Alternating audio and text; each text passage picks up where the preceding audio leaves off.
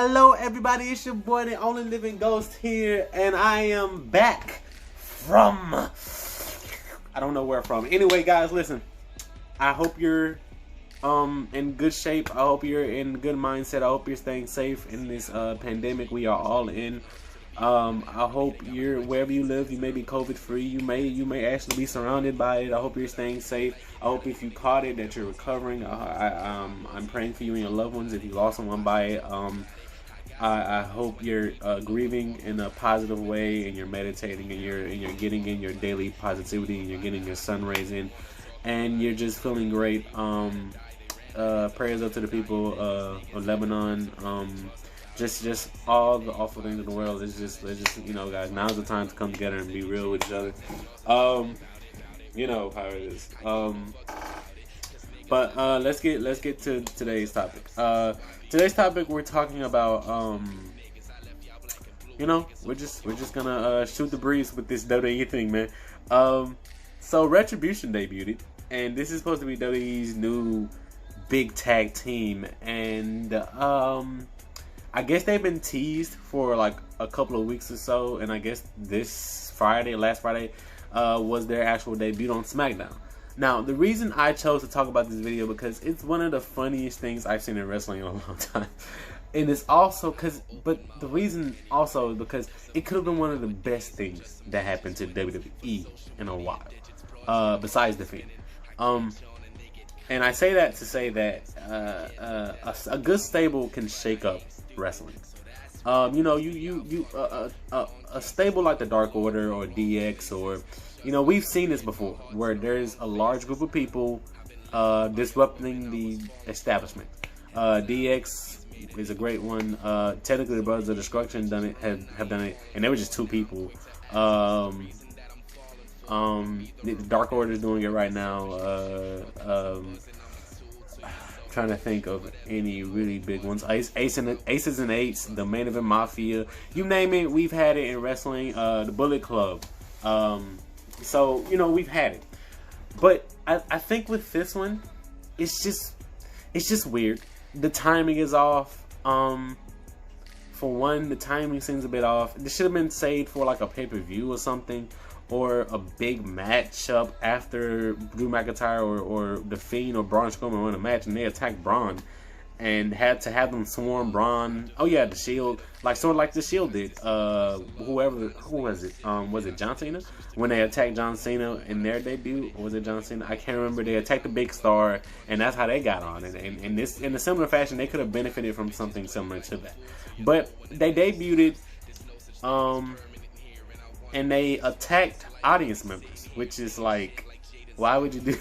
Okay, I guess that's kind of scary, but the angle in which they had the camera was really fucking bad.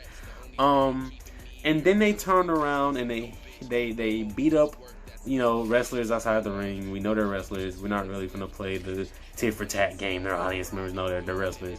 And it could have been more I guess believable. I think is what most people's problem is.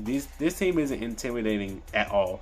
And it's not just because of their stature, it's because of what they are. Like, them just coming out in mass is not fully scary.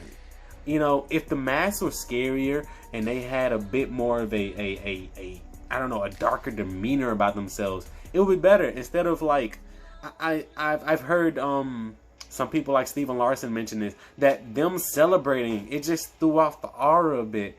Where it would have been scarier if they were just quiet and they didn't talk. They were just really like about their motherfucking business, and they were gonna come and set shit off regardless of what everyone says. And that would have been more scary or more intimidating, regardless of their size, regardless of what they're doing. And then on top of that, if they went out to the crowd and they kept the camera normal, and they just showed them beating down people, throwing them into the thing, regardless, because the camera angle was really messed that up. And then on top of that, the fact that everybody ran outside the stadium, outside the Performance Center, it just kind of was weird. It was really weird, especially when they outnumbered the members, and even if they had weapons, it still looked weird. It's like, come on, man. And also the really fucking stupid, like, the stupid ending. Like, I get it, you know. You're trying to make this team look stable, look strong. But man, this isn't the way to do it. Why would you have them grab a chainsaw, and not even a actual long chainsaw? It's kind of small, and chainsaw the ropes. Like, the ropes are some of the hardest things in the world. Like, if you wanted to show fear, have him chase one of the people with a chainsaw. That would have been way more like, what the fuck is going on here? That would have been way more fucking crazy and cooler if he chased one of the wrestlers with a chainsaw. Or if he tried to chainsaw the ring post. Like the actual ring post, like, and see sparks everywhere, and like they're trying to take the ring post down. That would have been, and somebody comes and stopped them. That's another thing we'll get to. But that would have been fucking dope. Like, not dope, but like it would have been a lot more like, oh, they're really trying to shut this motherfucker down. That they're actually trying to fuck up the WWE program. And then on top of that, to have a team like this and to not have them really have an impact on Raw or NXT, but to have them to be against WWE is weird. Because they're only starting on SmackDown, but they're not going to attack Raw or NXT, because that's still freaking WWE. So it's the stable thing is already messed up because of where you're trying to insert them on Raw. And instead of putting them in a good slot to where they don't have to feel like they need to be on all the brands, you put them in the worst spot ever by having them, hey, you hate WWE. Why? Because that's all of WWE. That's a terrible slot to put them on, especially if they're only going to be on SmackDown. Or if they feel like their presence is really going to be on SmackDown. So, I just feel like a lot of things are just bad about this. And then on top of that, why didn't anyone come out to help? That kind of was stupid. Like, I remember back in the day when you had stables debut, they debuted with people around. And it was maybe the crowds helped out a little bit more, but you still felt impactful, even if you were at home. You're like, oh no, they're here, they're back. Like when DX came back, you're just like, oh my freaking god, DX came out of the, you felt something. But here it's just like, if someone came out and at least like someone returned to stop this team, maybe later on it's gonna happen. They'll get buried, because I feel like they're gonna get buried very soon. But not buried, but they're gonna take some losses really soon, because they're not gonna. I don't feel like this stable is gonna be as strong as anyone thinks it's going to be. I don't think anyone thinks this stable is going to be strong in tag team or just dominating the SmackDown roster. But we'll have to see, depending on how they choose to do it. But regardless, it's really, really weird.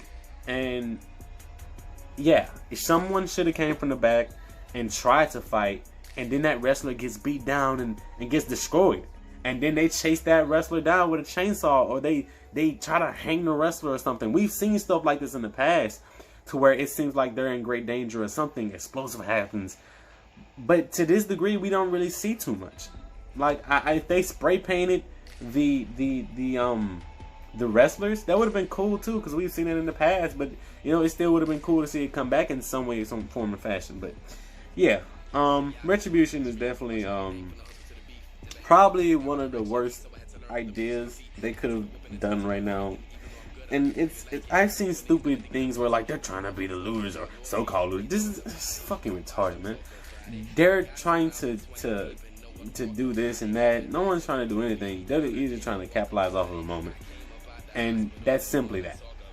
And they're not. And I think they're confused on what they're gonna do with this stable. And it could work out, honestly. Because, we've seen things start off kind of bad because people were skeptical about The Fiend at first until we seen the Firefly Funhouse episodes. So maybe this can be fixed or remedied with some new ideas. And I'm open to those new ideas. Man, but as far as I'm concerned, this is a bad debut. And hopefully this doesn't kill the team's momentum and the stable's momentum, and actually Vince continues to go along with him.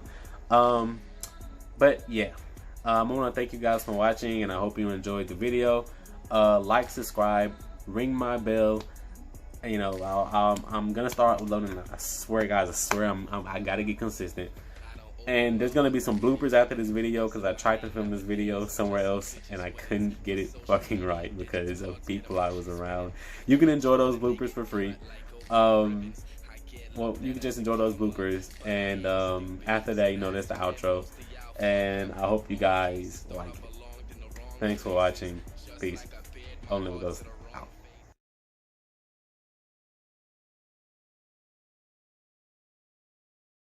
Hello, everybody. It's your boy. It's your boy Black Widow Spider. What's up, everybody? Maria.